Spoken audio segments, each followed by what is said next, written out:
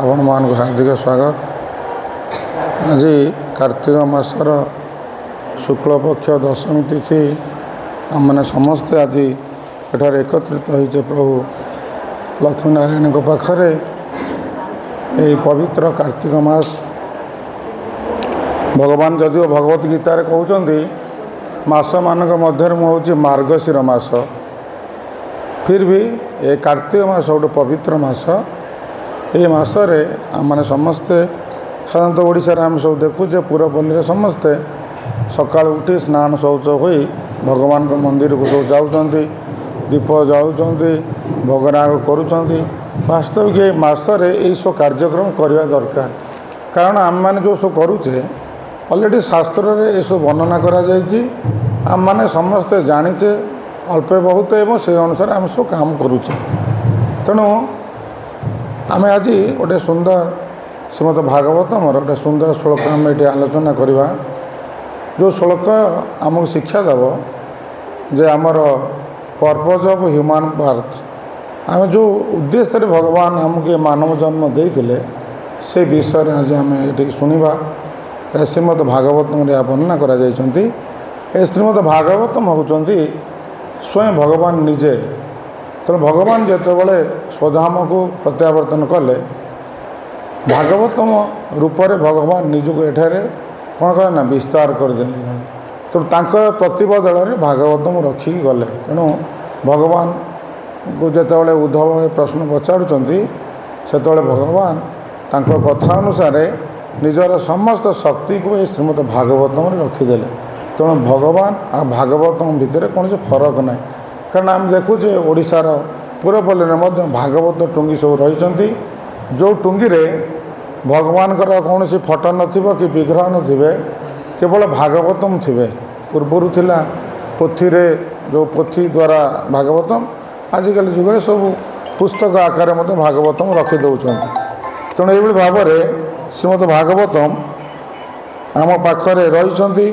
तेणु ये श्रीमद भागवतम जितेबाला सुत गोस्वामी को प्रश्न पचार नमिसारण जो भगवान स्वधाम को प्रत्यावर्तन कले धर्म क्या आश्रय करके रहिले।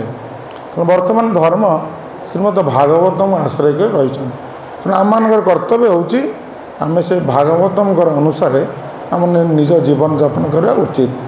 से भागवतम नाम गोटे सुंदर श्लोक आम पाठ करवा। से बहुत माने वर्णना करा जाउची कि लब्ध्वा सुदुर्लभम बहु संभवते मनुष्यम अर्थदम अनित्य अपि अधीर तोर्ण जते धनु पते धनु मृत्यु जावत निश्रेयसा विषय खलु सर्वत स्यात्। तेणु ये जो कहुच्छी कि लब्ध्वा सुदुर्लभम आम को जो ये मानव शरीरटा जो मिली, ये मानव शरीर आमको बहुत कष्ट मिली। माने एमती मानव शरीर एमती गोटे हठात आम मिल जाएनि, बहुत कष्ट मिली। भगवान निजे उद्धव को एक कथा कहते कि जदा कदाचित जीवात्मा संसरण निज कर्म भी नाना जोनिषु निश्चय पाउड़ीसी गतिमा व्रजेत। भगवान उद्धव को कहते उद्धव जीवात्मा जितेबाला निजर कर्म अनुसार विभिन्न शरीर माध्यम जो गति करे मोर स्पेशल कृपारू मुझे गोटे मानव शरीर प्रदान करे। तेणु आम जो निजर कर्म अनुसार घूर्णमान होते विभिन्न प्रकार जोनि माध्यम भ्रमण करुले, जहाँ कि पद्म पुराण से वर्णना करा जायछि 84 लाख प्रकार जीवजोनि एठारे अछंती। तेणु ये आत्मा यही भाव में इतर जोनि जो 80 लाख इतर जोनि घूरला बेले भगवान कृपा करिकी आमको कौन कर ह्यूमन फॉर्मटा को देइछन एवं तार पर्पज विषय में कही को उद्देश्य मुझे से विषय में कही। शिवजी विषय में कहते जितेबाला भगवान श्रीकृष्ण सहित बाणासुर युद्ध होता, से युद्ध क्षेत्र में भगवान शिवजी जितेबाला बाणासुर को समर्थन कर सपोर्ट युद्ध करने को भगवान एग्निस्ट आसिले, से युद्ध क्षेत्र में से स्तुति से कथा कहते कि देवदत्तम इमम लब्ध्वा। तो देवदत्तम इमम लब्ध्वा अनुरुद्ध अजित इंद्रिय जो न आदृयते तत्पादो स्वच्छ आत्मवंचक। शिवजी जो ह्यूमन फॉर्मर डेफिनेशन बहुत सुंदर भाव कहले। से कहले कि देवदत्तम भगवान आम जो देइछन्ति ह्यूमन फॉर्मटा एटा गोटे गिफ्ट देइछन्ति। से आम जो जन्मदिन जो पालन करुचे समस्ते पालन करा उचित, कारण यही दिन में भगवान आमको ये गिफ्टा देइछन्ति। तेणु से दिन में ये श्लोक को समस्ते कौन कर स्मरण करा दरकार जे भगवान आमको ये गिफ्ट आकार देइछन्ति। एटा शिवजी कहउछन्ति, भगवान शिव ये कथा को कहउछन्ति कि आमको ये जो ह्यूमन फॉर्मटा भगवान गिफ्ट आकार देइछन्ति। काहे देइछन्ति तो तांको डेफिनेशन से कहउछन्ति कि देवदत्तम इम लद्वा नृदय अजित इंद्रिय। आमको जो भगवान ये शरीर देले ता भितर कौन देइछन्ति इंद्रिय गुड़िक देइछन्ति। जदि इंद्रिय गुड़िक न देई थांते ताहले आमे कौन करथांते? आम आखि दे न थांते, हाथ दे न थांते, कान दे न थांते, पाद दे न थांते, आम कौन करथांते? तेणु भगवान एगुड़िक सब देइछन्ति। शिवजी कहउछन्ति जे ये इंद्रिय गुड़िक भगवान आमको देई आम गोटे मानव शरीर प्रदान करछन्ति। एवं कौ पर्पज पे देइछन्ति ना जो न आदिर तत्पाद स्वच्छ आत्मवंचक। तेणु भगवान शिवजी कहउछन्ति हे प्रभु आपण जीवात्मा के जो मानव शरीर गिफ्ट आकार देइछन्ति एवं जीवात्मा कौन करिया दरकार ना ता उपरे निजर अधिकार को साब्यस्त करी कापर ना इंद्रिय मानक उपरे। जेमति आम गोटे गाड़ी चलाउछे, गाड़ी चलैला बेले कौन करुचे ना गाड़ी रे बसु बसुका ता ब्रेक देखुचे, तार स्टेयरिंगटा देखुचे, ये सब आम देखुचे कि आपको जब न देखिकी आउ ये जदि आम कंट्रोल जदि न रहिबो ताहले आम अवस्था कौन हम निश्चित भाव में शोचनीय हो। तेणु आम गाड़ी चलाउथिबा चारिटा चक आम निर्देश को मान नथिबे, आम लेफ्ट टू काटिला से राइट की जाउथिबे, आम ब्रेक देला बेलू गाड़ीटा आगू पलाउथिबो। तेणु ये जो जहाँ अवस्था हम शिवजी कहउछन्ति कि जो न आदिर तत्पाद स्वच्छ आत्मवंचक। तेणु ये अजित इंद्रिय आमर जो इंद्रिय गुड़िक रही गाड़ीर चक ब्रेक एवं स्टेयरिंग आदि सहित स्तमना करार जो इंद्रिय गुड़ी ताकू ड्राइवर जी बसब ताकू निज कंट्रोल फास्ट रख देन निज कार्य से लगे। ठीक से भाव में शिवजी कहते आमर जो इंद्रिय गुड़िक भगवान देइछन्ति से इंद्रिय उपर आम विजय हासिल करवा एवं विजय हासिल करी कौन करवा ना जे देइछन्ति तांको सेवार लगेगा। आमको भगवान देइछन्ति तेणु जो भगवान आपको गिफ्ट आकार देइछन्ति से भगवत सेवारे ताकू लगेगा पड़ो। जे न लगेला ताकू शिवजी कौन कहउछन्ति स्वच्छ आत्मवंचक। से कौन कला ना निजको निजे ठकी हो गला।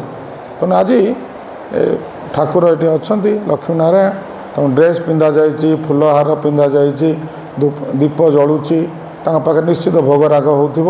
तेणु यहाँ किए करुँच मानव मैंने आम मैंने करुचे यही उद्देश्य कि आमको भगवान ये ह्यूमन फॉर्मटा देइछन। तेणु आम ताकू केमिति यूटिलाइज करवा शिवजी तांकर डेफिनेशन रे कहीदेले। एवं श्रीमद भागवत आउ जो श्लोकटी आम जो पाठ करुचे से श्लोक कहुच्छे लब्धा सुदुर्लभम बहु समबांते। तेणु बहुत कष्ट आम जो विभिन्न शरीर दे गति करुले भगवान गिफ्ट आकार ह्यूमन फॉर्मटा बहुत दिन पर देले। तेणु लब्ध सुदुर्लभ बोली से कहे सुदुर्लभ दुर्लभ सुदुर्लभ। तेणु बहुत बहुत कष्ट ये शरीरटा आमको भगवान देइछन्ति। एवं कौन कहउछन्ति लब्ध सुदुर्लभ बहु समबांते मनुष्यम अर्थदम अनित्य अपि हधीर। जदिओ ये जो ह्यूमन फॉर्मटा आमको देइछन्ति ये अन्य शरीर भाया टेम्पोरारी, जमीन कुकुर शरीर टेम्पोरारी आम शरीर भी टेम्पोरारी। आज अच्छे काली सकाल आम मृत्यु हो किसी दिन आम बंचीचे। तो सी जहाँ करुच्ची आम भी से करुचे, से खाऊँची से शोची सी शत्रुतार निजक सुरक्षित रखुची, सी भी संतान प्रसव करुच्ची ताकू भी रोग वैराग हो किसी दिन पर सी मरी जाऊँगी। तेणु पशुटा मरीगला, वृक्षटा मरीगला, मनीष भी से टेम्पोरारी मरीजाए। मनीष भी लक्ष लक्ष वर्ष बंचुनी, सी भी तार आयु काल अनुसार तार भी मृत्यु हो जाऊँगी। तेणुक आम ये जो मन फॉर्मटा को कौन कर सबुठार अर्थदम अन्य शरीर अपेक्षा यहाँ अर्थदम। कहीं अर्थदम ना प्रहलाद महाराज महाजन श्रीमद भागवत सप्तम स्कंद भागवतम पिला जो दैत्य बालक मान शिक्षा दौरान यथा ही पुरुष से विष्णुपादपसर्पणम जदेश सर्वभूतान प्रिय आत्मस्वर स्रुह।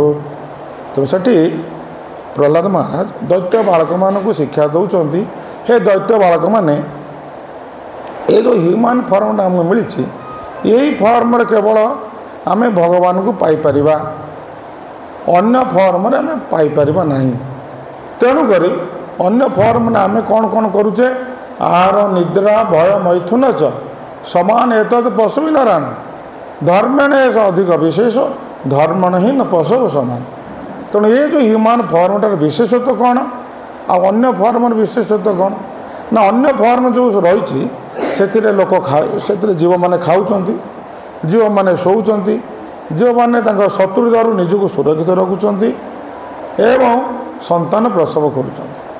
तेणु ये जो ह्यूमन फॉर्म आमको देते भगवान ताले आमे जदि ताकू ठीक से चार्टा कार्य जदि सीमित रखा ताल आम पशु हो पशु ठार आम कौन गुण में उन्नत नुह किंतु धर्मेण अधिक विशेष ये जो धर्म भागवत धर्म ये धर्मटा को मनुष्य कौन करुच्ची ना निज जीवन आचरण करुच्ची। कार्तिक मास समस्ते भगवान को समस्ते समस्त घरे तुलसी पूजा विभिन्न प्रकार भजन कीर्तन सब चलती कारण ये जो धर्म धार्मिक कार्य मनुष्य कौन कर निजक सामिल करें जो तुलसी गछटे लगाऊे गोटे कुकुरटा आसी शिशी करदे कारण से पशुटा से जानी तार चेतना अनुसार से तुलसी पूजा करें मानव कर तो मानव तार गुरुत्व तो जानी तेणु आम जदि चारिटा कार्य सीमित रही आम पशु साथी सामान हो तेणु आम धर्म कार्य अनुष्ठान करूँ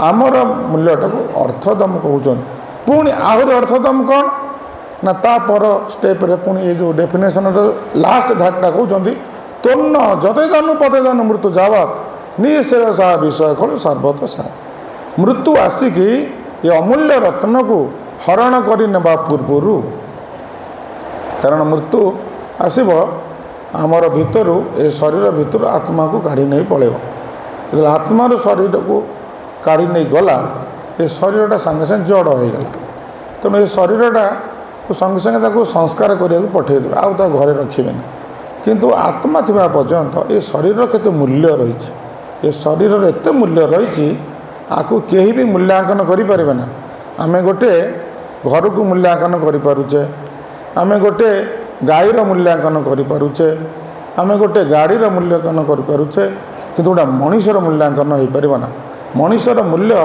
अनेक ताकू केते जे कहीं एमती काउंटिंग करी केते मूल्य कारण आत्मा थिबा पर्यंत शरीर रे तार मूल्यांकन कहीं करें मतलब आत्मा शरीर को छाड़ी पलैला आर मूल्य केते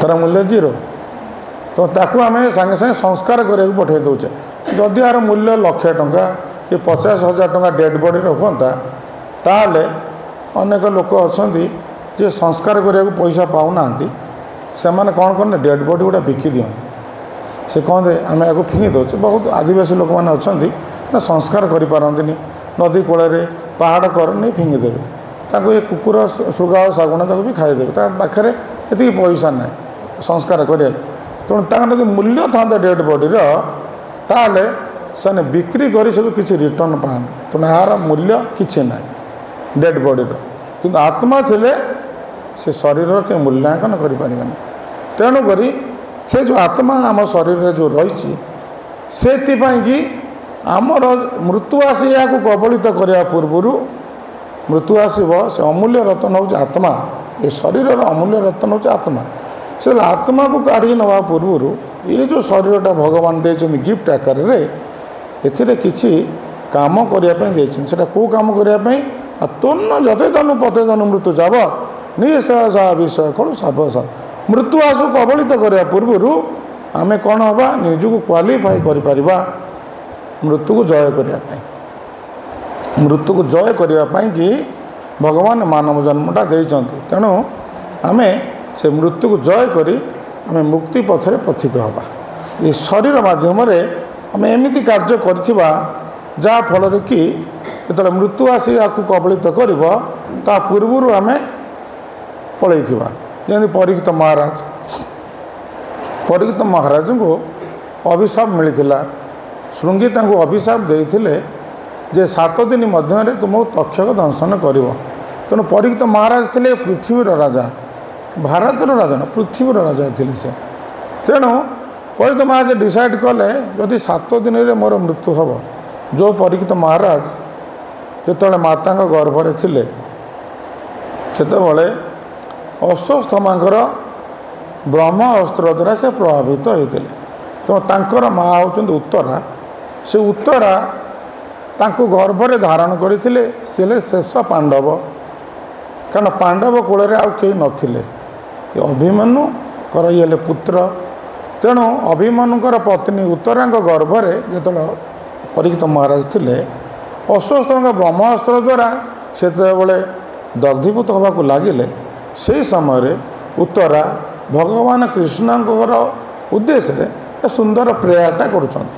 ସେ ପ୍ରେୟାରଟା କ'ଣ ନା, ସେ ପ୍ରେୟାରଟା ହେଉଛି ପାହି ପାହି ମହାଯୋଗୀ ଦେବ ଦେବ ଜଗତପତେ ନାନ୍ୟ ତୁମ ଅଭୟ ପଶେ ଯତ୍ର ମୃତ୍ୟୁ ପରସ୍ପରମ୍। ତେଣୁ ସେଠି ସେ ଭଗବାନ କୃଷ୍ଣଙ୍କ ପ୍ରୀତ୍ୟାର୍ଥେ ସେ ଯେଉଁ ପ୍ରାର୍ଥନାଟା କରୁଛନ୍ତି, ହେ ପ୍ରଭୁ ଆପଣ ଯୋଗେଶ୍ୱର ମାନଙ୍କର ହେଉଛନ୍ତି ଯୋଗେଶ୍ୱର। ତେଣୁ ଏ ବର୍ତ୍ତମାନ ମୋର ଗର୍ଭରେ ଯେଉଁ ଶିଶୁଟି ଅଛି, ଏ ଯେଉଁ ବ୍ରହ୍ମାସ୍ତ୍ର ଆସୁଛି, ଏ ପଛେ ମତେ ମାରୁ, ମୋ ପୁଅକୁ ନ ମାରୁ, ମୋ ପୁଅ କେମିତି ସେଭ୍ ହେଇଯାଉ। ସବୁ ମାଆ ମାନଙ୍କର ଏଇଟା ହେଉଛି ପ୍ରାର୍ଥନା। କାରଣ ଯେହେତୁ ବାତ୍ସଲ୍ୟ ଭାବରେ ସନ୍ତାନକୁ ସମସ୍ତେ ବହୁତ ଭଲ ପାଆନ୍ତି, ତେଣୁ ସେ ସନ୍ତାନଟାକୁ ସେଭ୍ କରିବା ପାଇଁକି ସେ ଭଗବାନ ଉପରେ ପ୍ରାର୍ଥନା କରୁ। କାରଣ ଏଇ ଯେଉଁ ଜଗତଟା ଯତ୍ର ମୃତ୍ୟୁ ପରସ୍ପରମ୍, ଏ ଯେଉଁ ଜଗତଟାକୁ ଆମେ ଆସିଛେ, ଏ ଜଗତରେ ଜଣେ ଚାହୁଁଛି ଆଉ ଜଣକୁ ମାରିବା ପାଇଁ। ସମସ୍ତେ ଆପଣ ଦେଖିବେ ଜଣକୁ ଆଉ ଜଣେ ସଦାବେଳେ ଚାହୁଁଛି ମୁଁ ତାକୁ କେମିତି ଡିଫିଟ୍ କରିବି। ସମସ୍ତେ ପଡ଼ିଶା ଘର ଲୋକ ବି ତାକୁ ଚାହୁଁଛି ଡିଫିଟ୍ କରିବି। ଭାଇ କିଛି କହୁଛି ମୁଁ ଡିଫିଟ୍ କରିବି। ସମସ୍ତେ ଜଗତଟା ହେଉଛି ସେୟା। ପାକିସ୍ତାନ କହୁଛି ମୁଁ ଭାରତକୁ ଡିଫିଟ୍ କରିବି। ତ ସମସ୍ତେ ସମସ୍ତଙ୍କ ପଛରେ ଲାଗିଛନ୍ତି। କେହି ବାସ୍ତବିକ ଜଗତରେ କେହି କାହାକୁ ରିଅଲ୍ ଭଲ ପାଉନାହାନ୍ତି। ମୁହଁରେ ହସୁଥିବ କିନ୍ତୁ ଭିତରେ ତାরা ଷଡ଼ଯନ୍ତ୍ର କରୁଥିବ। ଏଠି କିଏ ପ୍ରାର୍ଥନା, ଉତ୍ତରା ଏଇଟା ପ୍ରାର୍ଥନା କରୁଛନ୍ତି ଭଗବାନ ପାଖରେ। କାରଣ ଏ ଜଗତର ମୋର ଯେଉଁ ଶିଶୁଟି ଇଏ କାହାର ଅନିଷ୍ଟ କରିନି, କିନ୍ତୁ ଆକୁ ସେ ଆମର ଗୁରୁପୁତ୍ର ଅଶ୍ୱତ୍ଥାମା ତାକୁ ମାରିବା ପାଇଁ ପ୍ରୟାସ କରୁଛି। ତେଣୁକରି ଏଠି ସେ ଉତ୍ତର ଏଇ ପ୍ରାର୍ଥନା କରୁଥିଲେ।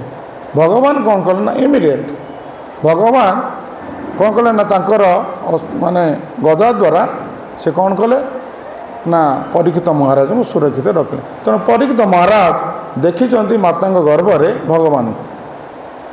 ତେଣୁ ଯେହେତୁ ସେ ମାତାଙ୍କ ଗର୍ଭରେ ଦେଖିଥିଲେ, ସେତେବେଳେ ଜନ୍ମ ହେଲେ ସେ ସମସ୍ତଙ୍କ ମୁଖକୁ ଏମିତି ଚାହାନ୍ତି। କାହିଁ ଚାହାନ୍ତି ନା, ମୁଁ ଯେଉଁ ଗର୍ଭରେ ଦେଖିଥିଲି ଯେଉଁ ବ୍ୟକ୍ତିକୁ, ସେ ବ୍ୟକ୍ତି କିଏ, ତାଙ୍କୁ କିନ୍ତୁ କାହିଁ ପାଉନି। ସେ ଲାଇଫ୍ ସାରା ଖାଲି ତାଙ୍କୁ ଖୋଜୁଥିଲେ। ତେଣୁ ସେଇଥିପାଇଁ ତାଙ୍କ ନାଁ ହେଲା ପରୀକ୍ଷିତ। ତେଣୁ ସେଇ ପରୀକ୍ଷିତ ମହାରାଜ ଯେହେତୁ ମାତାଙ୍କ ଗର୍ଭରେ ଭଗବାନଙ୍କୁ ଦର୍ଶନ କରିଥିଲେ, ତେଣୁକରି ସେ ଯେତେବେଳେ ତାଙ୍କୁ ଯେତେବେଳେ ଅଭିଶାପ ମିଳିଲା ସେ 7 ଦିନ ଭିତରେ ତକ୍ଷକ ଆମକୁ ଦଂଶନ କରିବ, ଆମ ମୃତ୍ୟୁ ହେବ। ତେଣୁ ପରୀକ୍ଷିତ ମହାରାଜ ଡିସାଇଡ଼୍ କଲେ ମୁଁ କ'ଣ କରିବି। ସେ ସମୟରେ ତାଙ୍କ ପାଖକୁ ବହୁତ ପ୍ରକାର ଲୋକ ଆସି ପହଞ୍ଚିଗଲେ। କାରଣ ବହୁତ ଲୋକ ଅଛନ୍ତି ଏ ସଂସାରରେ ଉପଦେଶ ଦେବା ପାଇଁକି ଆଗେଇ ଆସନ୍ତି। ବିଭିନ୍ନ ଲୋକ ବିଭିନ୍ନ ପ୍ରକାର ତାଙ୍କୁ ଉପଦେଶ ଦେଲେ। ପରୀକ୍ଷିତ ମହାରାଜ କେଉଁଥିରେ ସନ୍ତୁଷ୍ଟ ହେଲେନି। ଶେଷରେ ସୁଖଦେବ ଗୋସ୍ୱାମୀଙ୍କ ଠାରୁ 7 ଦିନ କାଳେ ସେ ମୋତେ ଭାଗବତ ଶୁଣିଲେ। ସେ କହିଲେ, କାରଣ ଶ୍ରୀମଦ୍ ଭଗବତ ଗୀତାରେ ଲେଖାଯାଇଛି କି ଜମ୍ ଜମ୍ ବାପି ସ୍ମରଣ ଭାବ ତେଜତେ କଳେବରମ୍ ତମ୍ ତମ୍ ବେତି କୌନ୍ତେୟ ସଦା ତଦ୍ ଭାବ ଭାବିତ। ଭଗବତ ଗୀତାରେ ଭଗବାନ କହୁଛନ୍ତି କି ଅର୍ଜୁନ, ମୃତ୍ୟୁ ସମୟରେ ଯେଉଁ ଭାବନା ଆମ ମନରେ ଥିବ ତଦନୁଯାୟୀ ଆମକୁ ଭୂତ ପ୍ରକୃତି ଗୋଟେ ଶରୀର ପ୍ରଦାନ କରିବ। ତେଣୁକରି ଆମେ ମୃତ୍ୟୁ ସମୟରେ ଯଦି ଯେଉଁ ଭାବନାରେ ଥିବା, ଯେଉଁ କଥା ଚିନ୍ତା କରି ଶରୀର ଛାଡ଼ିବା, ତତ୍କ୍ଷଣାତ୍ ଆମକୁ ସେହି ଶରୀର ମିଳିବ। ତେଣୁକରି ପରୀକ୍ଷିତ ମହାରାଜ ଦେଖିଲେ ମୃତ୍ୟୁ ତ ନିଶ୍ଚୟ ହେବ, କିନ୍ତୁ ମୃତ୍ୟୁ ପୂର୍ବରୁ ମୁଁ କିନ୍ତୁ ଭଗବାନଙ୍କ ବିଷୟରେ ବା ଭଗବତ ଚିନ୍ତନରେ ଭାବିତ ହୋଇଯିବି। ତେଣୁକରି ସେ ପରୀକ୍ଷିତ ମହାରାଜ କ'ଣ କଲେ ନା, ସୁଖଦେବ ଗୋସ୍ୱାମୀଙ୍କର ଠାରୁ ଶ୍ରୀମଦ୍ ଭାଗବତ ଶ୍ରବଣ କଲେ। ତେଣୁ ଏ ଶ୍ରବଣ କରି କରି ଯେତେବେଳେ 7 ଦିନ ହେଇଗଲା 7th ଡେରେ ତକ୍ଷକ ଆସିବ। ତ ତକ୍ଷକ ଆସି ଏହାକୁ ନଷ୍ଟ କରିବା ପୂର୍ବରୁ ପରୀକ୍ଷିତ ମହାରାଜ ଭଗବତ ଧାମକୁ ପ୍ରତ୍ୟାବର୍ତ୍ତନ କରିଥିଲେ। ସେ ଫେରି ଯାଇଥିଲେ। ତାଙ୍କର ଯେଉଁ ଜଡ଼ ଶରୀରଟା ଥିଲା ସେ ଜଡ଼ ଶରୀରକୁ ଆସି ଦଂଶନ କଲା ତକ୍ଷକ। ଆମେ ତାକୁ ନେଇକି ଅଗ୍ନିରେ ତାକୁ ଦାହ କରିଥାନ୍ତେ ତ ତକ୍ଷକଙ୍କର ବିଷ ଜ୍ୱାଳାରେ ସେ ଶରୀରଟି ଧ୍ୱଂସ ହେଲା। କିନ୍ତୁ ପରୀକ୍ଷିତ ମହାରାଜ ସେତେ ନଥିଲେ। ପରୀକ୍ଷିତ ଅଲରେଡ଼ି ପଳେଇଛନ୍ତି। ଯେମିତି ଆମେ ଦେଖିବା ଅଜୟମେଳଙ୍କର ଚରିତ୍ରରେ ଅଜୟମେଳ ଯେତେବେଳେ ତାଙ୍କର ମୃତ୍ୟୁ ସମୟ ଆସିଗଲା ଏବଂ ସେ ତାଙ୍କର ପୁତ୍ରକୁ ଯେତେବେଳେ ମୃତ୍ୟୁ ସମୟ ଆସିଯାଏ ଯମଦୂତମାନେ ଆସିଯାଆନ୍ତି। ତେଣୁ ସେଠି 3 ଜଣ ଯମଦୂତ ଚାରି ଜଣ ଯମଦୂତ ଆସି ପହଞ୍ଚିଗଲେ। କ'ଣ କାହିଁକି ନା ତାଙ୍କର ଶରୀରରୁ ଆତ୍ମାକୁ ବାନ୍ଧିକି ନେଇଯିବେ। ଯେତେବେଳେ ଯାହାର ମୃତ୍ୟୁଟା ଏଇଭଳି ହୁଏ ସେମାନେ ଆସିବେ ଜବରଦସ୍ତ ନେଇକି ପଳାଇବେ। ତେଣୁ ସେଇଭଳି ଭାବରେ ଯେମିତି ଇନକମ୍ ଟ୍ୟାକ୍ସ ବାଲା ଆସିକି ଆମ ଘରକୁ ରେଡ୍ କରୁଛନ୍ତି ସେଭଳିଆ ସେମାନେ ଆସିବେ। ତାଙ୍କୁ ଆଉ କେହି ରକ୍ଷା କରିପାରିବେନି। ସେ ସବୁଠାରୁ ଶକ୍ତିମାନ। ସେ ଆସିଲେ ସିଧା ଆତ୍ମାକୁ ମାନେ ଯେତେବେଳେ ବାନ୍ଧିବାକୁ ଆସିଲେ ଅଜୟମେଳ ଭୟଭୀତ ହେଇଗଲା ସେ ଯମଦୂତମାନଙ୍କୁ ଦର୍ଶନ କରିକି। ଭୟଭୀତ ହୋଇକି ତା ପୁତ୍ରକୁ ବାରମ୍ବାର ଡାକେ ହେ ନାରାୟଣ। ତାଙ୍କର ଶେଷ ପୁଅଟିର ନାଁ ଦେଇଥିଲା ନାରାୟଣ। କାରଣ ସେ ଶେଷ ପୁଅ ଜନ୍ମ ହେବା ପୂର୍ବରୁ ସେ କିଛି ସମୟ ଭକ୍ତ ସଙ୍ଗ କରିବାର ସୁଯୋଗ ତାକୁ ମିଳିଥିଲା। ତେଣୁ ସେ ସଙ୍ଗ ପ୍ରଭାବରେ ତାଙ୍କର ପୁତ୍ର ନାଁକୁ ସେ ନାରାୟଣ ଦେଇଥିଲା। ତେଣୁ ହେ ନାରାୟଣ ମୋ ପାଖକୁ ଆସ। ଏଇ ମାନେ କିଏମାନେ ଆସିଲେଣି ଭୟଙ୍କର ଲୋକମାନେ ମୋତେ ବାନ୍ଧି ନେଇଯାଉଛନ୍ତି ମୋ ପାଖକୁ ଆସ। ସେ ଚିତ୍କାର କରି ଡାକିଲେ ଯେତେବେଳେ ତତ୍କ୍ଷଣାତ୍ ବିଷ୍ଣୁଦୂତମାନେ ଆସି ଉପସ୍ଥିତ ହେଲେ। ବିଷ୍ଣୁଦୂତମାନେ ଆସି ତାଙ୍କୁ କହୁଛନ୍ତି ଏରେ ତୁମେ କୁଆଡ଼େ ଆସିଛ? ତୁମେ କାହିଁ ୟାକୁ ବାନ୍ଧି ନେଉଛ? କ'ଣ ଘଟଣା କ'ଣ? ନା ଏ ଅଜୟମେଳ ବହୁତ ପାପ କରିଥିଲା। ବିଷ୍ଣୁଦୂତମାନେ କହିଲେ ପାପ କରିଥିଲା ସତ, କିନ୍ତୁ ଶେଷ ମୁହୂର୍ତ୍ତରେ ସେ ଯେଉଁ ପୁତ୍ର ନାମ ଉଚ୍ଚାରଣ କରୁଛି ଏବଂ ତା ପୂର୍ବରୁ ବାରମ୍ବାର ପୁତ୍ର ନାମ ଯେଉଁ ଉଚ୍ଚାରଣ କରିଛି ନାରାୟଣ ନାରାୟଣ ତାଙ୍କର ସକଳ ପାପ ଗୁଡ଼ା ନଷ୍ଟ ହୋଇଯାଇଛି। ଏବଂ ମୃତ୍ୟୁ ସମୟରେ ମଧ୍ୟ ସେ ନାରାୟଣ ଶବ୍ଦ ଉଚ୍ଚାରଣ କରିଛି। ତେଣୁ ଭଗବତ ଗୀତାରେ ଭଗବାନ ଅଲରେଡ଼ି ଧର୍ମ ବିଷୟରେ ଲେଖିଦେଇଛି। ଧର୍ମ ତୁ ସାକ୍ଷାତ ଭଗବତ ପ୍ରଣୀତମ। ଭଗବାନ ଧର୍ମକୁ ପ୍ରଣୟନ କରିଛନ୍ତି। ଆଉ ଧର୍ମ କେହି ତିଆରି କରିପାରିବେ ନାହିଁ। ଆଜିକାଲିର ଯେଉଁ ବିଭିନ୍ନ ପ୍ରକାର ଧର୍ମ ବାହାରୁଛି ତାର ଜନ୍ମ ଅଛି, ତାକୁ ଗୋଟେ ତିଆରି କରିଛି। କିନ୍ତୁ ଭାଗବତ ଧର୍ମ କେହି ତିଆରି କରିନାହାନ୍ତି। ଏ ଧର୍ମଟା ସ୍ୱୟଂ କିଏ ନା ଭଗବାନ ଏହାକୁ ପ୍ରଚଳନ କରିଛନ୍ତି। ପ୍ରଣୟନ ଦାତା ହେଲେ ଭଗବାନ। ଧର୍ମ ତ ସାକ୍ଷାତ ଭଗବତ ପ୍ରଣୀତ। ଭଗବାନ ଧର୍ମ ନୀତିକୁ ପ୍ରଣୟନ କରିଛନ୍ତି। ତେଣୁକରି ସିଏ ଧର୍ମରେ ଲେଖିଛନ୍ତି କି ଅନ୍ତକାଳେ ଚମାମେବ ସ୍ମରଣ ମୁକ୍ତା କଳେ ବରଂ। ଅନ୍ତ ସମୟରେ ଯେ ମୋତେ ସ୍ମରଣ କରିବ ସେ ମୋ ପାଖକୁ ଆସିବ। ଏକଥା ଭଗବାନ ଅଲରେଡ଼ି ଲେଖିଦେଇଛନ୍ତି। ତେଣୁକରି ଏଠି ବିଷ୍ଣୁଦୂତମାନେ କହିଲେ ତୁମେ କ'ଣ ଜାଣିନ?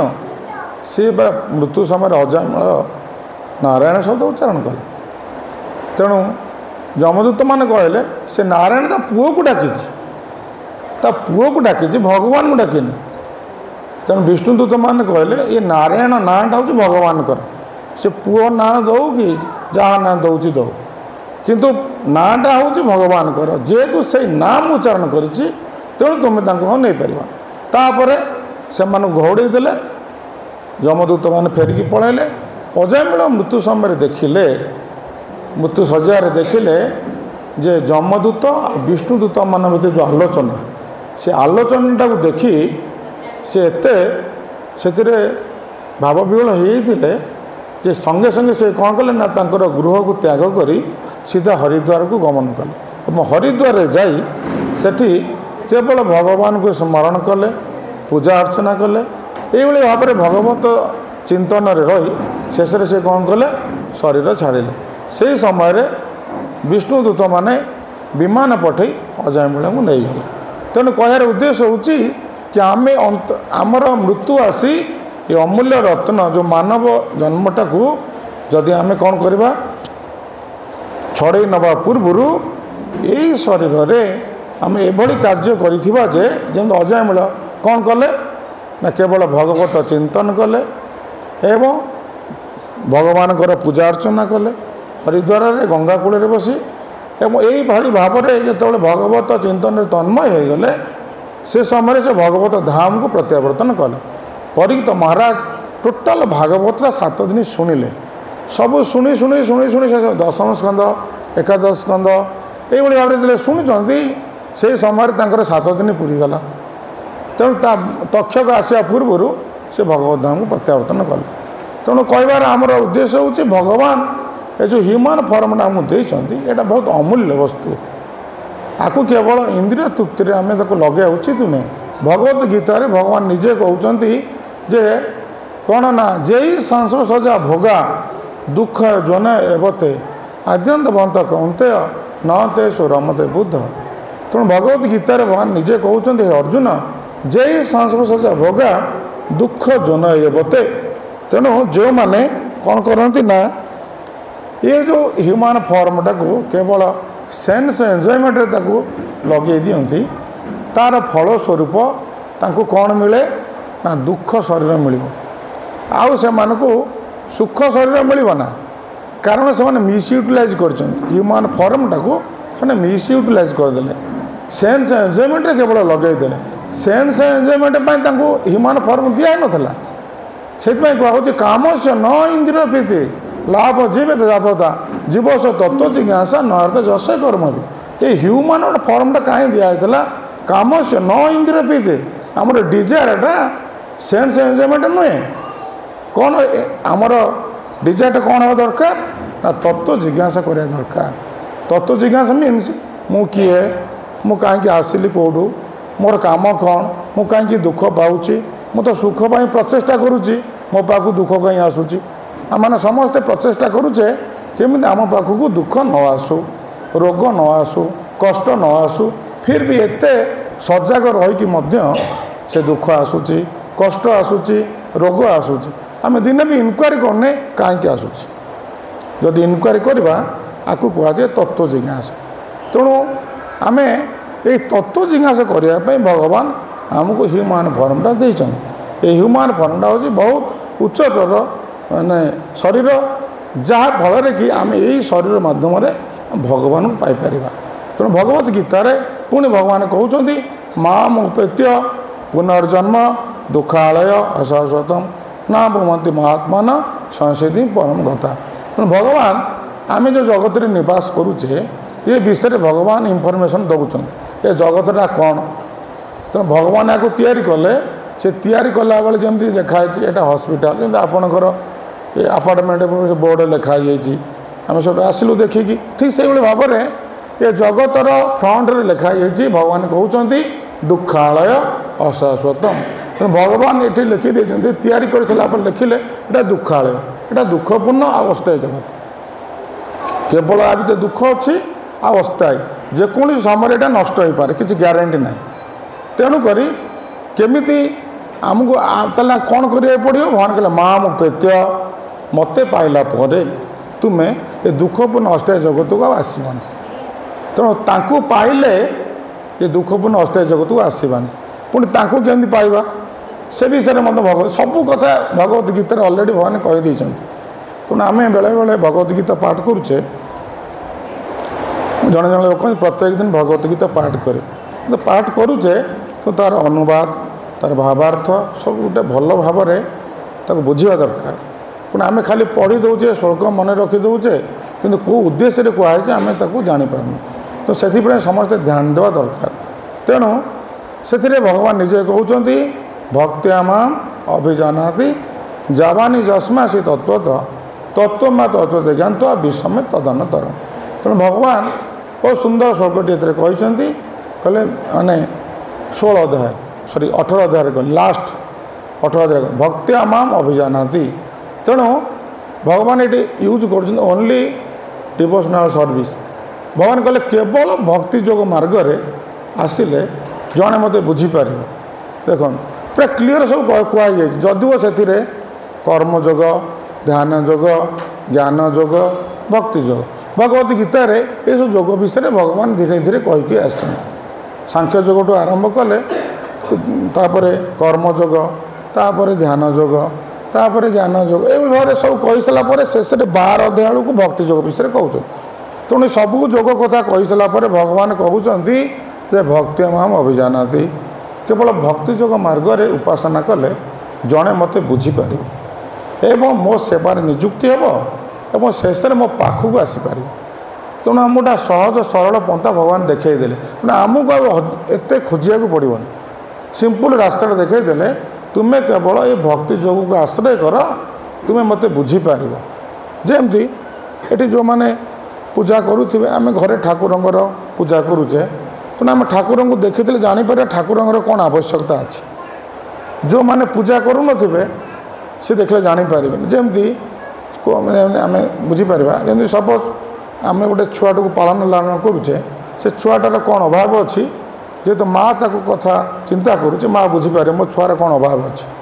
ସେଭଳି ଭାବରେ ଜଣେ ଡକ୍ଟର ତାର ରୋଗୀକୁ ଦେଖିଲେ ସେ ଜାଣିପାରିବ ତାର କ'ଣ ସମସ୍ୟା ଅଛି। ଠିକ୍ ସେଇଭଳି ଭାବରେ ଏ ଭକ୍ତି ଯୋଗ ମାର୍ଗରେ ଯେଉଁମାନେ ଉପାସନା କରୁଛନ୍ତି ଭକ୍ତି ଯୋଗରେ, ସେମାନେ ଭଗବାନଙ୍କୁ ବୁଝିପାରିବେ ଏବଂ ଭଗବତ ସେବାରେ ନିଜକୁ ନିୟୋଜିତ କରି ଶେଷରେ ଭଗବତ ଧାମକୁ ସେ ପ୍ରତ୍ୟାବର୍ତ୍ତନ କରିବେ। ଭଗବାନ କହିଲେ କେବଳ ଗୋଟିଏ ପ୍ରୋସେସ୍, ସେ ଭକ୍ତି ଯୋଗ ମାର୍ଗରେ ଜଣେ ଆସିଲେ ମୋତେ ବୁଝିପାରିବ ଆଉ ମୋତେ ଜାଣିପାରିବ, ମୋ ସେବା କରିକି ମୋ ପାଖକୁ ପଳେଇ ଆସିପାରିବ। ଅନ୍ୟତ୍ର ଯେମିତି ପ୍ରହ୍ଲାଦ ମହାରାଜ କହିଲେ ମାନବ ଶରୀରରେ ଭଗବାନ ପାଇପାରିବା, ଏଠି ଭଗବାନ କହୁଛନ୍ତି କେବଳ ଭକ୍ତି ଯୋଗରେ ଆଶ୍ରୟ କଲେ ମୋତେ ପାଇପାରିବ, ମୋ ପାଖକୁ ଆସିପାରିବ ଏବଂ ମୋତେ ଆସିଲା ପରେ ତୁମେ ଦୁଃଖପୂର୍ଣ୍ଣ ଅସ୍ଥାୟୀ ଜଗତକୁ ଆଉ ଫେରିବନି। ତା'ମାନେ ଆମେ ମୁକ୍ତି ପାଇଗଲେ, ଆମେ ଏ ଜଗତକୁ କେବେ ଆସିବାନି ଦୁଃଖପୂର୍ଣ୍ଣ ଅସ୍ଥାୟୀ ଜଗତକୁ। ତ ସେ ଭକ୍ତିଟା କ'ଣ? ତେଣୁ ଭକ୍ତିର ଡେଫିନେସନ୍ ଶ୍ରୀମଦ୍ ଭାଗବତମରେ ରହିଛନ୍ତି ଏବଂ ଆମ ଅନ୍ୟ ଭକ୍ତିର ଅସାମତ ସୁନ୍ଦର ବି ବର୍ଣ୍ଣନା କରାଯାଇଛି। ତେଣୁ ପ୍ରିଲିମିନାରୀ ଡେଫିନେସନ୍ ହେଉଛି ଭକ୍ତିର ସର୍ବ ଉପାଧି ବିନିର୍ମୁକ୍ତ ତତ୍ତ୍ୱ ନିର୍ମଳମ୍ ହୃଷିକେଣ ହୃଷିକେଶ ସେବନ ଭକ୍ତି ଉଚ୍ଚତେ। ତେଣୁ ଭକ୍ତିର ଡେଫିନେସନ୍ ଅତି ସହଜ ସରଳ ଭାବରେ ବୁଝାଇ ଦିଆଗଲା କି ସର୍ବ ଉପାଧି ବିନିର୍ମୁକ୍ତ, ଆମେ ଆମର ଉପାଧି ଯେଉଁ ରହିଛି, ଯେଉଁ ଉପାଧି ଆମକୁ ସରେଣ୍ଡର କରିବାରେ ବାଧା ସୃଷ୍ଟି କରୁଛି। କାରଣ ଏ ଯେଉଁ ସେବା ମନୋଭାବଟା ନଷ୍ଟ କରିଦେଉଛି। ପୂର୍ବରୁ ଥିଲା ସମସ୍ତଙ୍କର ପାଖରେ ଗୋଟେ ସେବା ମନୋଭାବ ଥିଲା, ସେ ସେବା ମନୋଭାବ ଥିବାରୁ ସଂସାରରେ ସମସ୍ୟା ହେଉନଥିଲା। ତେଣୁ ସନ୍ତାନମାନେ ପିତାମାତାଙ୍କ ସେବା କରୁଥିଲେ, ପତ୍ନୀ ପତିଙ୍କର ସେବା କରୁଥିଲା ଏବଂ ପତି ମଧ୍ୟ ପତ୍ନୀଙ୍କର ଦେଖାଶୁଣା କରୁଥିଲା ଏବଂ ମାଲିକମାନେ ତାଙ୍କର ଲେବରମାନଙ୍କର ଦେଖାଶୁଣା କରୁଥିଲେ, ଲେବରମାନେ ମାଲିକମାନଙ୍କ ପ୍ରତି ତାଙ୍କର ସେବା ମନୋଭାବ ଥିଲା। ଏମିତି ସେବା ଦ୍ୱାରା ପରସ୍ପର ଭିତରେ ଗୋଟେ ସମ୍ବନ୍ଧ ଥିଲା।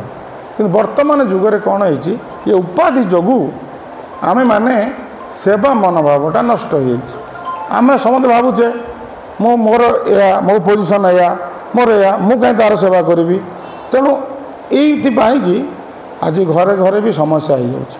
ତେଣୁ ଯେତେବେଳେ ୱାଇଫ୍ ହଜବେଣ୍ଡ ଭିତରେ ୱାଇଫ୍ କହୁଛନ୍ତି ମୁଁ ବି ସଫ୍ଟୱେୟାର ଇଞ୍ଜିନିୟର, ତେଣୁ ତୁମେ ବି ସଫ୍ଟୱେୟାର ଇଞ୍ଜିନିୟର, ମୁଁ କାହିଁ ତୁମର ସେବା କରିବି। ତେଣୁ ଏ ଯେଉଁ ଉପାଧିଟା ଯେଉଁ ଆସିଯାଉଛି, ଏ ଉପାଧିଟା ଆମକୁ ସେବା କରିବାରେ ସେବାର ମନୋଭାବଟାକୁ ଶିଥିଳ କରିଦେଉଛି। ତେଣୁ ଭଗବାନ ଏଠି ଏ ଡେଫିନେସନ୍ରେ କହୁଛନ୍ତି ଯେ ତୁମେ ପ୍ରଥମେ ଏ ଉପାଧିରୁ ମୁକ୍ତ ହୁଅ। ତେଣୁ ଆମର ଯେଉଁ ମ୍ୟାଟେରିଆଲ୍ ଡେଜିନେସନ୍ଟାକୁ ଆମେ କ'ଣ କରିବା, ଆମ ପାଖରୁ କାଢ଼ିଦେବା।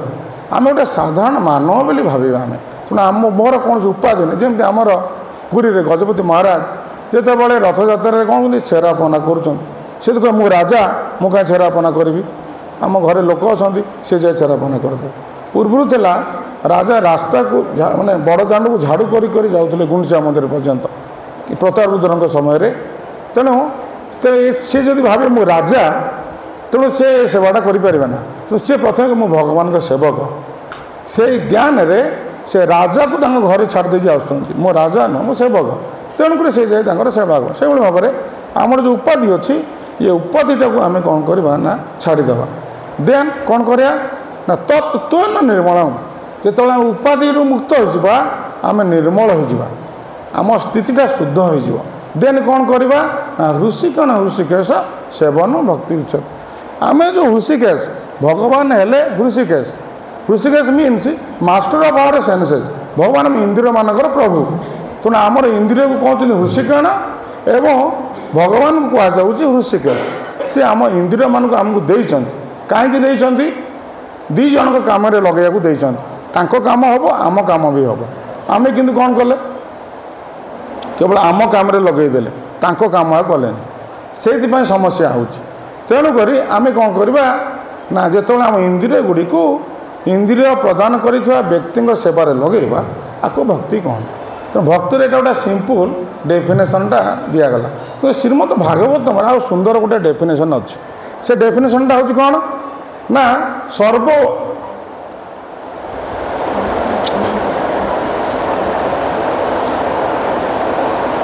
सबई पुंसा परो धर्म जतो भक्ति अधोखेजे अहेतुकी अप्रतिहता जयात्मा सुप्रसिद्धति। ये जो डेफिनेशन बहुत आउ टिके उन्नतता ठारू आउ टिके डीप को आम जापर एथिरे कहुच्छी कि सबई पुंसा परो धर्म तो सबई पुंसा परो धर्म जतो भक्ति अधोखेजे। तेणु आम भगवत सेवारे जितेबाला आम निजको नियोजित करवा कारण भगवान के सेवार जो निजको नियोजित करवा से सेवाटा केमिति हवा दरकार से सेवाटा से कहले अनकंडीशनल हवा दरकार फास्ट अनकंडीशनल हवा दरकार कि आम आजिकल जुगर जो जगत आम अच्छे आम समस्ते कंडीशनल वर्ल्ड रही तो समस्त आम कंडीशन चलचे जे एतिक देले मु ए कामटा करी आम घरटा क्या दौचे ठिका से कहूँ स्क्वायर फुट एति टका ना मुझे आम पिला जो जाऊँगी किसी चाकरी कर कंपानी सहित तार गोटे चुक्ति होती ये पैकेज देले मुझे काम करी तेणु से गड़बड़ हेले सेठू आमर सहित चुक्तिटा पलाऊँ तेणु भगवान सेवा किंतु आम सेमती हेनी भगवान सेवा जो करवा अनकंडीशनल आमको से दुख दिंतु बा आमको सुख दिंतु सी दुख सुख दौना दुख सुख दौर आमर कर्म किंतु आम जदि दुख पाई अभिमान करी आम भगवान पाखु जावानी सेवा करवानी ताले एटा भक्ति कहुनि तो भक्तिटा अनकंडीशनल आमर भितर कौन प्रकार कंडीशन रही आम जेहेतु जड़े सर्वेंट जमती आम जो छोट शिशुटी जन्म करुचे ता सहित आम कंडीशन करुचे कि तू साइन कर से तो कथा कही पारन साइन कौन कर जमी जड़े मत कहते ट्रेन आसला बेलू कहले मो पुओ सहित मोर 4टा पुओ थे 3टा पुओ मु बेसी पैसा खर्च करूनी कि गोटे पुओ शेष पुओ पैसा जो खर्च कली मुझे बाबा रे समस्त पैसा तो खर्च कर तू लेखे चाकरी कले पैसाटा रिफंड कर तो यहाँ कंडीशन से पुओ सहित से करदेला कि आम जिते बड़े आम छोट शिशुटी जन्म करुचे आम कौन भाव ये तू बड़ हेल्ले मत काले पोषबनी मु तो तोर सेवा करी से मनोभाव कार ना से मनोभाव जब आम शिशुटी आम बंचाई पारा कि से तो मरीज तेणु से भाव में आम भगवान जो सेवा करवा सेटा कौन हम ना अनकंडीशनल हवा दरकार सुख आसु बा दुख आसु सेटा अब्याहत रहा कंटिन्यू कर कौन हम ना प्रथम हूँ unconditionally then love and affection एटा ड्यूटीटा जो करवा जहाँपाई से लव अफेक्शन प्रीति रमें जमी आमर घरटा को जमी मैंने सफा सुतरा रखुचे कि आम जो ऑफिस घर को पहुँच जाऊे तो गवर्नमेंट चाकरी कर ऑफिस घर को जाऊे कौटी रंग छाड़ी जाइए फैनटा ब्लेड बंका हो लाइट कौटी माने जलूनी आम से कौन देखुचे कि टेबुल टेबुल क्लथटा पड़नी ताक आम देखुने आम कहले आम ये चिंता करें कौन ये सरकार तेणु आम आसिले बसिले आम काम फाइल चाष कले आम पलैले तेणु से जो ड्यूटी रे लव अफेक्शन ना से ड्यूटी जब लव अफेक्शन था जमी आम विदेश को जावा रास्तार गोटे डस्ट पाएनि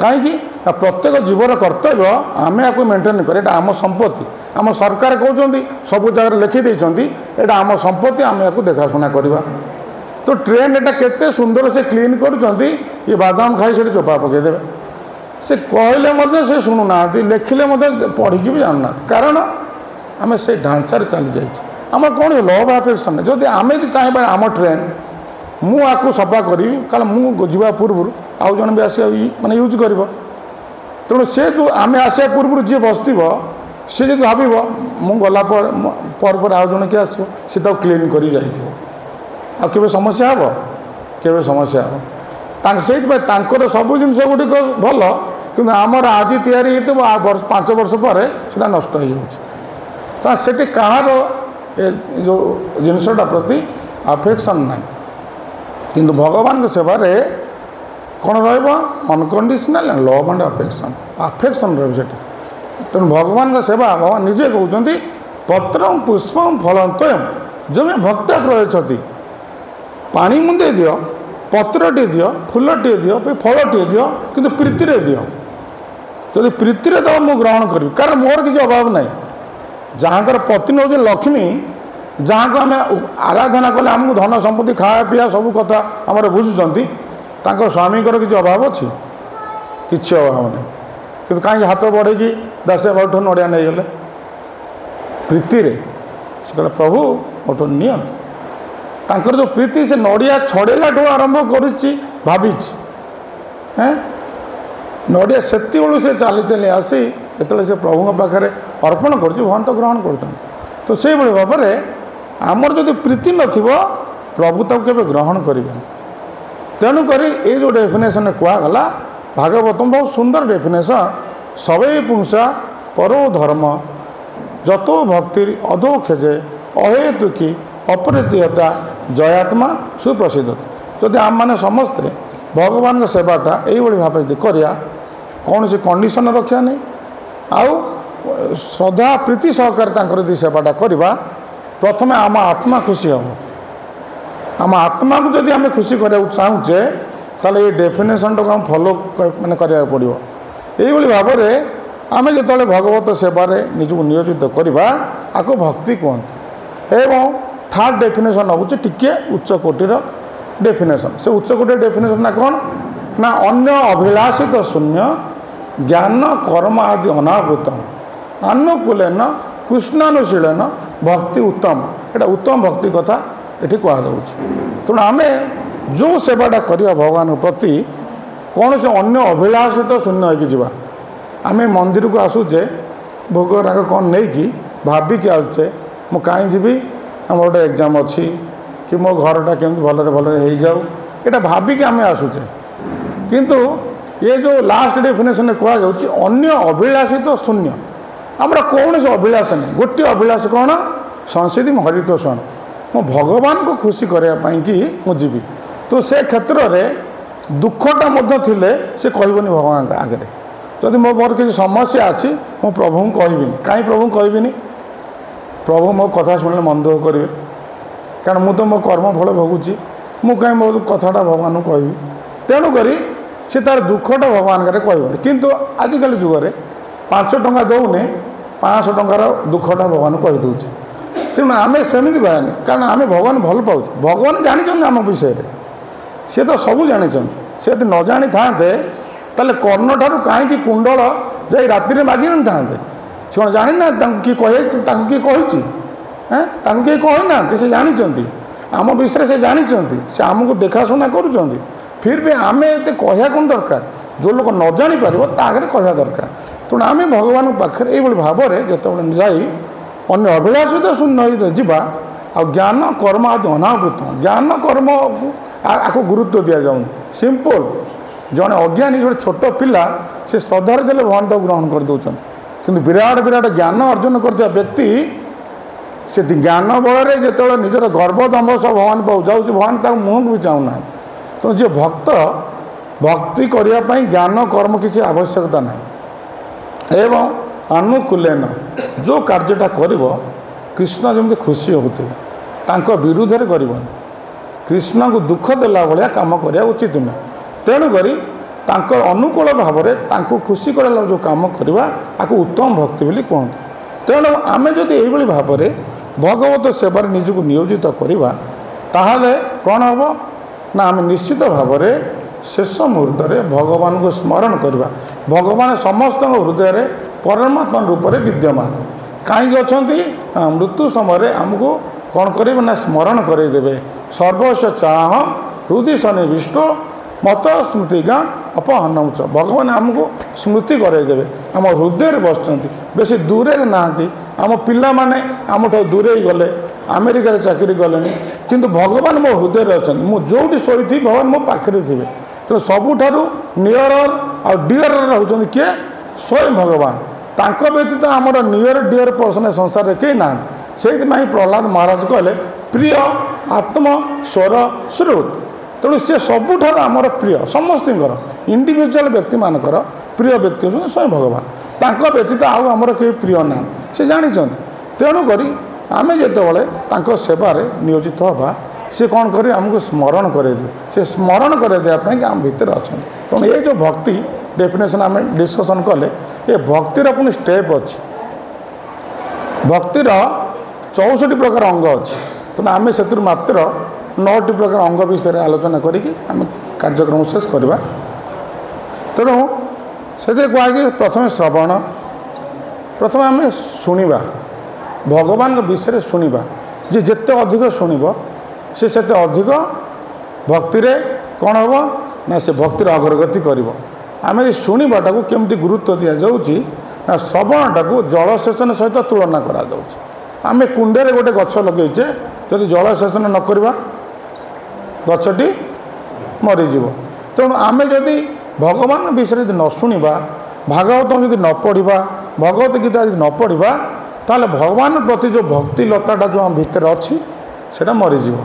तेणु ताकू जीवित रक्षा को हेले आमको कौन करा पड़ो ना जलसेचन सदृश भगवान विषय शुणा को पड़ो तेणु काटो शुणा सेटा भी गोटे बहुत माने गुरुत्वपूर्ण देखो प्रत्येक कथा उपरे आ गोटे कथा रही सबू मैंने कथा केमती सामंजस्य रही आम शास्त्र विषय जो पारंगम होगा ये सब विषय आम जापर ना हठात आम बुझीपार जापरानी से पद्म पुराण में वर्णना कराई जो अष्टादश पुराण तो पद्म पुराण गोटे से पद्म पुराण वर्णना कराई जो अवैष्णव मुखाद गीन पूत हरि कथामृत श्रवणम नैव कर्तव्य सर्प उच्छिष्ट तथापय तेणु जो हियरिंगटा श्रवण क्या करवा दरकार ना आम जन वैष्णव पाखु शुणा कारण जो वैष्णव किए जो मैंने भगवान विष्णुकर भक्त से वैष्णव बोली कहुए से आम शुणा जदि अवैष्णव मुखर शुणीदे से सर्प उच्छिष्ट यथापय क्षीर को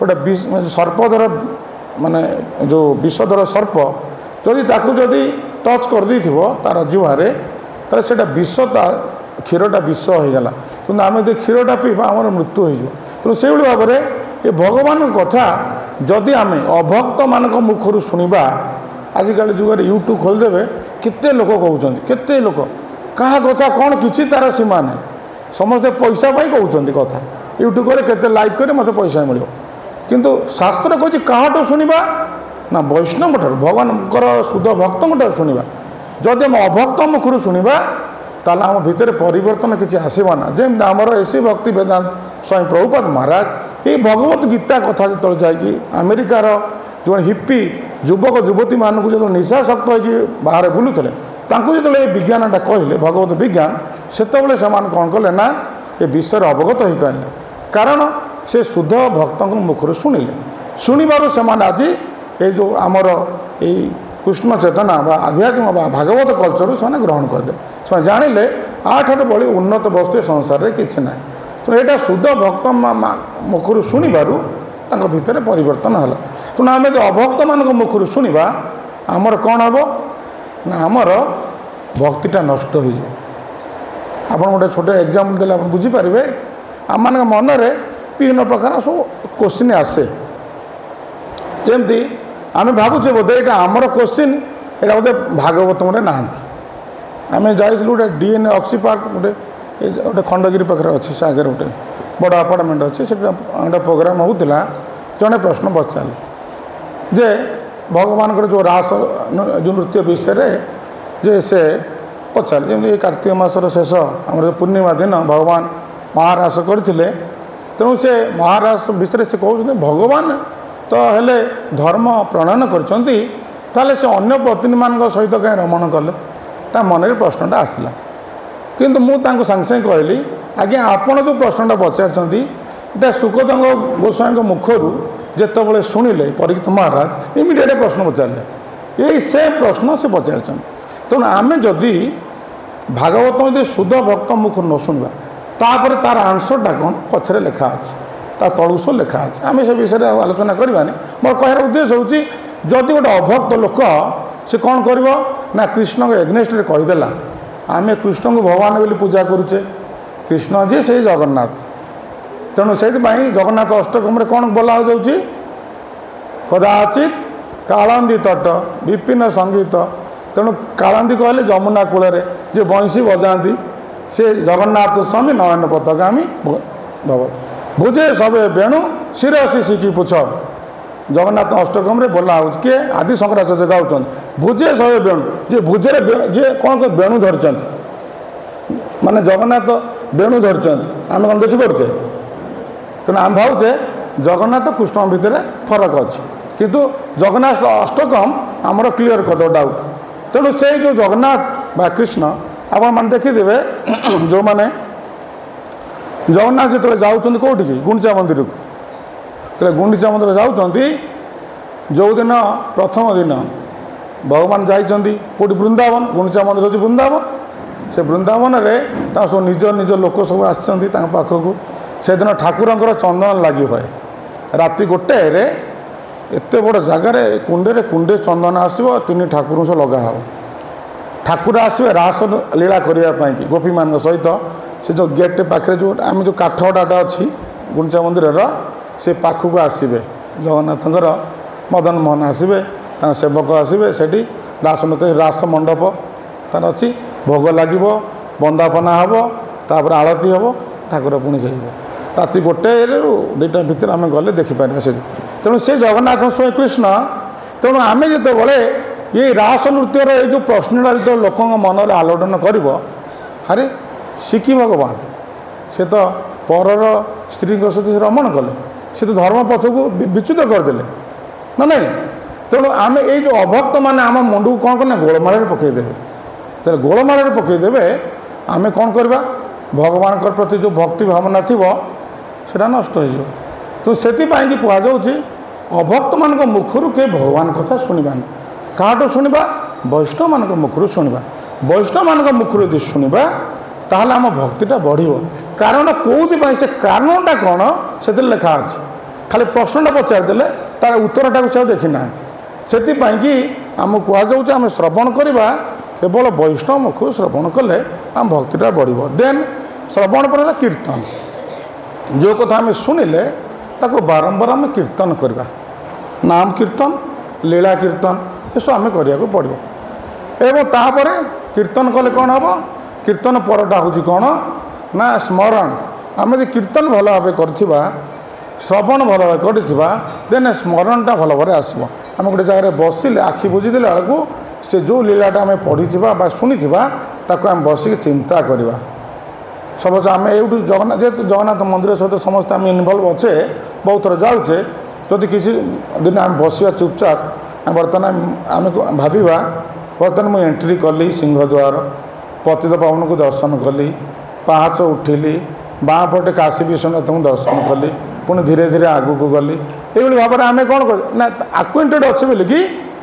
ये जो जिनस प्रति आम बसुचे से स्मरण कर स्मरण कहुए ये स्मरणटा बहुत गुरुत्वपूर्ण अंग भक्तिर एवं श्रवण कीर्तन स्मरण तापर कौन है बंदन आम समस्त ठाकुर पूजा फूल धूप दीप सब थुआई ठाकुर पूजा बंदन माने पूजा कर एवं तापर अर्चन भगवान गोटे अर्चन रही भगवान को सकालू सकालू आम जो जगन्नाथ मंदिर देखीचे जो मल्लम ठाकुर रुहति तेणु से गोपाल बल्लभ लगे ये सब हूँ अर्चन भगवान ठाकुर को स्नान सब माने करा नूतन वस्त्र आभूषण फूलमाल सब पिंधा तक अर्चन बोली कहते तेणु ये भाव में श्रवण कीर्तन स्मरण बंदन अर्चन तम दास्यम सक्षम आत्मनिवेदन दास्य भाव में भगवान आउ सख्य भाव में बंधु भाव में एवं आत्मनिवेदन तापर शेष सब कर सारापर निजर मन कथाटा भगवान का आम कह सब सरलापर हाथ जोड़ा भगवान निजर मन कथा कहीकि प्रणाम करवा आपको आत्मनिवेदन बोली कहुए तेणु ये 9टी जाक अंग आमको आउ तो 64 अंग रही बहुत विस्तार तेणु ये भाव में आम यदि प्रत्येक दिन भगवान को घर जो रखीचे ठाकुर को टे पूजा पूजी करवा तुलसी भगवान पाखे दबा कारण भगवान कहते तुलसी प्रतिबदल मो घरे किसी ना मो व्यतीत जदि प्रत्येक दिन आम जगन्नाथ को गोटे तुलसी दबा बलदेव को तुलसी दबा ताले आमको कृष्ण निश्चित प्राप्त देखो के सहज सरल उपाय किसी आम साधना करवा नहीं जदि केवल सकाल सबुदिन स्नान कर सारापर भगवान कौन करे पादे तुलसी खाली दे मुंडाटे मारे हे प्रभु आपड़ एतिक संतुष्ट हूँ कहीकि प्रणाम टे करवा एवं पानी ग्लास टिके तुलसी पत्र टे पकई सबुदिन पानी ग्लास पीवा देवा एति जदि करवा आम डेली ताले निश्चित भाव में आम भगवान पाक आम फेरिकी पलैबा देखूँ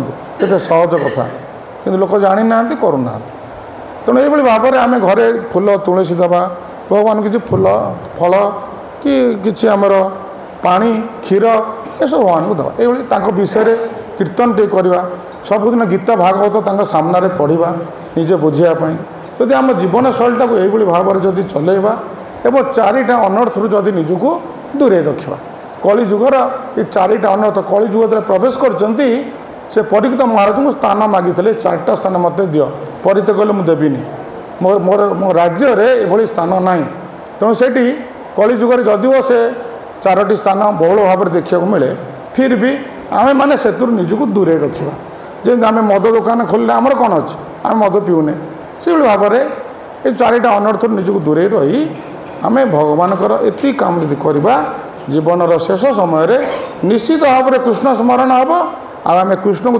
चिंता करी भगवत धाम पलैबा तेणु जो ह्यूमान फर्मटा भगवान आम देले सेटा आम बेस्ट यूटिलाइज कले बोली बुझा पड़ो नचेत ना आम सबुठ होस्ट यूटिलाइज करवा देन आम कौन करवा ना आपर जहाँ कहुच्छे दुखपूर्ण अस्थायी शरीर प्राप्त भगवान कहले जय संस्पर्श भोगा दुख जन एवते आदिंत बंत कौंत नहंतेश्वर मते बुद्ध हे अर्जुन बुद्धिमान लोक मैंने केबे हेले ये इंद्रिय चाहूबा वस्तु को ताकू देवेनि कि ता संस्पर्श जीवे ना कारण से माने बुद्धिमान व्यक्ति जदि जीवे से माने नीच शरीर पाइबे ये कष्ट पाइबे आजिकल जुगे आम जो सब फास्ट फूड जंक फूड जो खाऊे डॉक्टर परमिशन दौना खाइला मत रोग हम किंतु जुहार लालसा एत रही प्रति आम समस्ते खाऊे सबुआड़े से गली कंदी से सब फास्ट फूड दुकान खोली कि डॉक्टर आपको परमिशन दौना एगुड़ा खाने कि आम खाऊे ताद्वारा आक्रांत हो रोगग्रस्त होचे तेणु बुद्धिमान व्यक्ति जे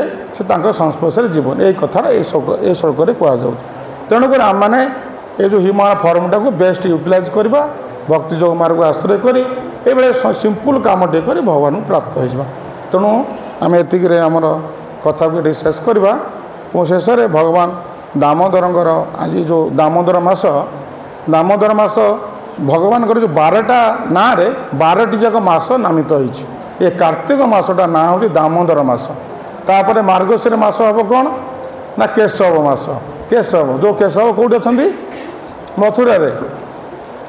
मथुरा जो विग्रह ना कि ना हूँ केशव से केशव तो पछरे जो बड़ विग्रह प्रतिष्ठा कर तले अच्छा आप देखिए जन्मभूमि तले गोटे मंदिर अच्छी बहुत कारुकार्य मंदिर सीटे जो अच्छा सी ओरिजिनल केशव आउ ये जो केशव पछरे प्रतिष्ठा अच्छे बड़ केशव तेणु ये दामोदर पाखे आम आज दीप दबा दामोदर अष्टकम प्रभु गाइबे आम दीपदान कर प्रोग्राम शेष करवा।